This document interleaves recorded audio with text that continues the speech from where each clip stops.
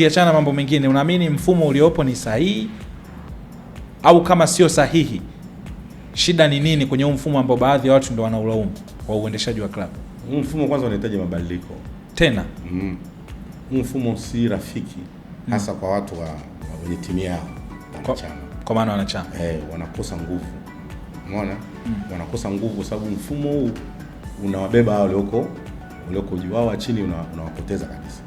Ndio maana unaonekana mfumo wa Yanga Afrika kwamba wanachama wana nguvu kuliko viongozi. Huu mfumo wa Simba viongozi wana nguvu kuliko timu yao. Sasa hiyo ndio inapoleta utofauti mkubwa. Lakini hapo mwanzo ilikuwa Yanga na Simba mfumoni huu mmoja, wanachama wote wana nguvu.